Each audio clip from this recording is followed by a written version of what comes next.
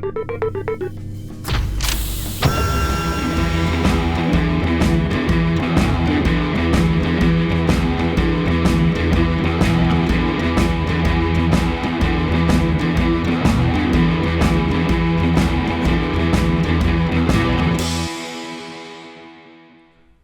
everybody, welcome to BrickVault. Today I get to show you guys an awesome LEGO custom creation. This is the Ford GT40 Mark II, and specifically we are looking at the color combination of the model that won the 1966 Le Mans race over Ferrari. It was a big upset in the racing world. Ford vs. Ferrari, a movie came out recently that actually depicts this pretty interesting rivalry, and the designer Sawman Bricks did an excellent job knocking out the unique details that make up this very, very high performance race car. Before I jump into the particulars of this GT40, I do want to say that if you wanted to build this as your own LEGO set, we do sell the instructions at our web store, www.brickvault.toys. Included with each purchase is a PDF step-by-step building file, as well as a digital parts list that you can upload online to immediately order all the parts that you'll need to make it. And it is an absolutely awesome way to help support what we do here at the channel, and it really supports the designers that we work with, like Sawman Bricks. He's got a few other really fun creations also up in the web store, and if you're at all interested, you can click that link in the description below. But let's jump into the details here of the GT40. GT standing for Grand Touring, and 40, I didn't actually know, but 40 stands for 40 inches high. That's how low this car is. For those not on the Imperial system, that is essentially a meter high, maybe slightly more. So needless to say, this is a very low to the ground vehicle, and it's got an absolutely massive engine. The 7-liter V8 was mid-mounted into the car just behind the driver, which made for some very interesting placements for intakes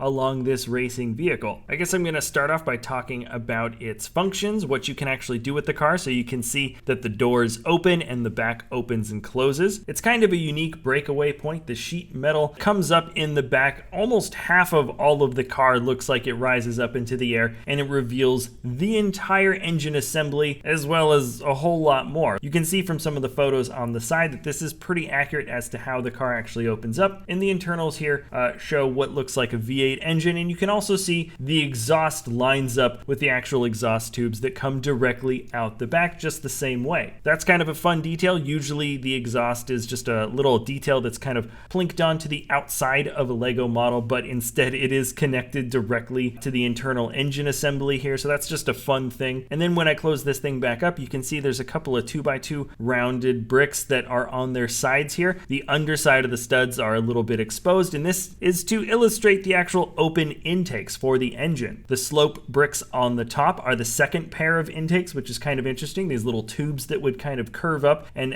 just add a little bit more airflow to this absolutely massive 7-liter engine. And then I didn't really mention it before, but when the doors open and close, you can see that the roof section also comes along with the door, which is kind of an interesting modification. I can't confirm this, but my guess is that because it's such a small, low to the ground car that you really have to get yourself deep inside of, it just makes it a whole heck of a lot easier getting into the car when you have a bit more room on the top, so the driver doesn't have to crouch incredibly low before trying to get into the seat. If somebody knows for sure in the comments, I'd love to know. That just seems like an obvious point, but who knows, maybe it serves some other kind of stylistic or functional purpose. Anyways, it's cool that Sawman included that feature, and now that we're looking at the interior, you can see some interesting open stud pieces that make up the detailing on the seats. And aside from that, we've got a shifter, a steering wheel, and not really a whole lot more aside from kind of a long area for the dash. Unfortunately, there's no windscreen that really matches up quite the right way to fit the shape of this vehicle. So at this point, there's just kind of a suggestion of where that windscreen might end up being. But now I think it's worth jumping into a few more of the interesting details that make this GT40 what it is. So in the front, you can see the hood has a very interesting, super steep dip down into the hood. This was so the air would push down a little bit more on the front of the car, so at higher speeds it didn't want to jump up in the front a bit, because remember, the weight is really in the back of this race car. So the steep slope in the front adds a little bit more front pressure, but hopefully not too much wind resistance. I think that was a calculated decision on the designer's part. And then for such interesting and really wonderful stylistic vehicles, they have very functional little hooks in the front. And I think on all these cards, they were kind of like a brighter red. And that's because I think they were just getting dragged around, hooked onto the back of trailers pretty often, because at the end of the day, they never really hit the roads unless they were being tested or they were being raced. Every other time they were in the back of a trailer somewhere being transported by a larger truck. So that's kind of nice. It's just a little bit of external functionality that we have there. And then if we spin on over towards the back, the black grille pieces that you can see on either side represent a very thin, pretty transparent almost mesh that made up the back of the car, because there really needed to be the least amount of weight possible. I like that the suggestion of the see-through material was kept in by those grille pieces, and there's just something so incredibly aggressive about that scoop in the back. Out of all the smooth and wonderful sleek lines that you get from this race car, even in the originals, if you take a close look, there is a very thin and very rigid scoop in the back to also, once again, keep the car pinned to the ground if they could, with hopefully reducing the weight and the drag. The Mark II was the first of several GT40s to win at Le Mans from the mid to late 60s. And this particular color combination is the winning car, like I said before. But if you did want a different color combination, Sawman Bricks did also make a red version. This also participated in the 1966 Le Mans race, and though it technically did not finish, it was still one of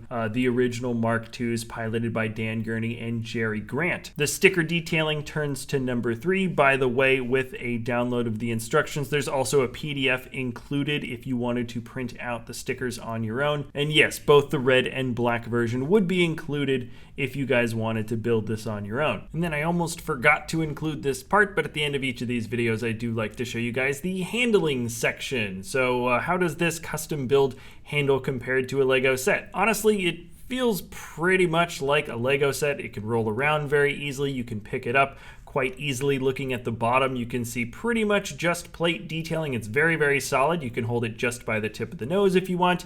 Even the back, though it folds out, it's still really solid. You can hold it just by the sides of the doors. In custom builds, this can usually be a pretty weak part of a model, but definitely not here for Sawman Bricks design. Obviously, the doors are posable. They can really bend all the way forward in the front, and none of the extremities have popped off. In fact, yeah, I haven't actually broke anything off this model so far. Anyways, at the end of the day, we just like our custom designs to be strong enough to easily handle and move around from place to place. Sometimes more detailed models can be a little bit more delicate, but in this case, it really feels like a complete set. Now, finishing off with some logistical info, the car itself is 10.25 inches long, 26 centimeters, 4.25 inches high, 6 centimeters, and 4.75 inches wide, 12 centimeters. But basically, here it is next to a couple of other creator cars, so you have an idea of how it scales with some of the other models. A little smaller, I'd say, than maybe the average Lego Creator Expert car that's come out in the last couple years. And at the end of the day, I think the details are absolutely comparable, and designers usually just like building in a scale where they can find some fun pieces that will work for the details they're going for. I think Sawman Bricks really put this one together well, and these types of videos are always a bit of fun to make for me because I get to research about